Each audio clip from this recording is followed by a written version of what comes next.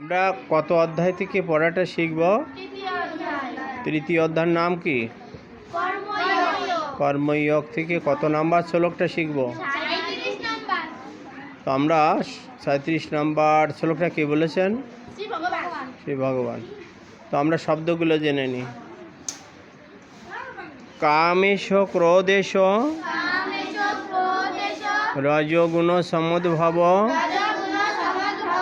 মহাশন মহাপাপমা বিদ্ধি এনমিহ বৈরিণম। কামেশ ক্রোধেশ রজগুণ সমুদ্ভব মহাশন মহাপাপমা বিদ্যানমিহ বৈরিণম। আমরা এখন অনুষ্টাপ ছন্দে শিখব পাঠটা। কামেশ ক্রোধেশ রজগুণ সমুদ্ভব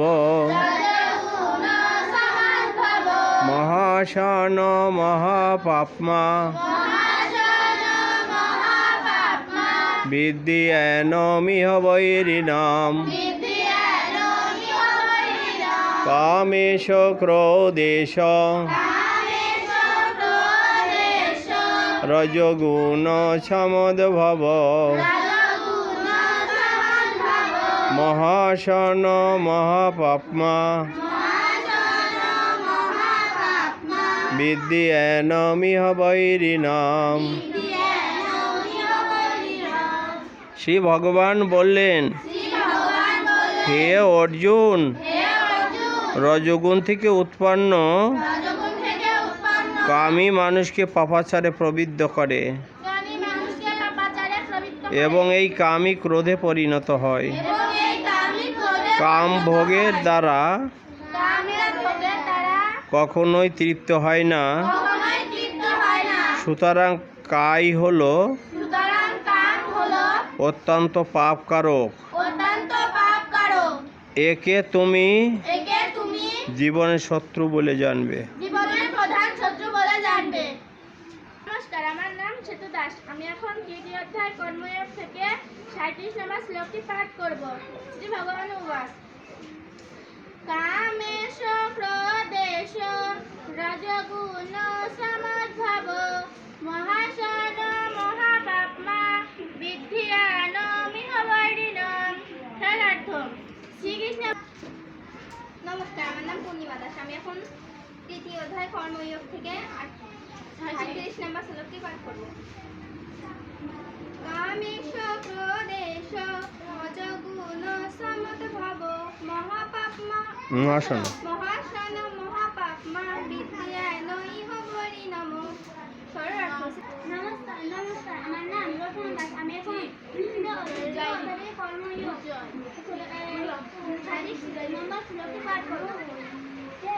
কামেশ ক্রোধেশ রজগুণ সমুদ্ভব মহাশন মহাপাপমা বিদ্যানমিহ বৈরিণম।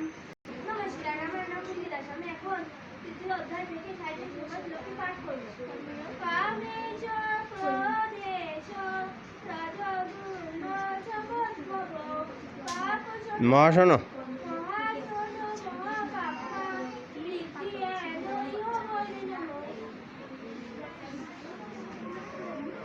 আমি এখন তৃতীয় অধ্যায় কর্মযোগ থেকে 47 নম্বর শ্লোকটি পাঠ করব। শ্রী ভগবান উবাচ, কামেশ ক্রোধেশ রজগুণ সমুদ্ভব মহাশন মহাপাপমা বিদ্যানমিহ বৈরিণম।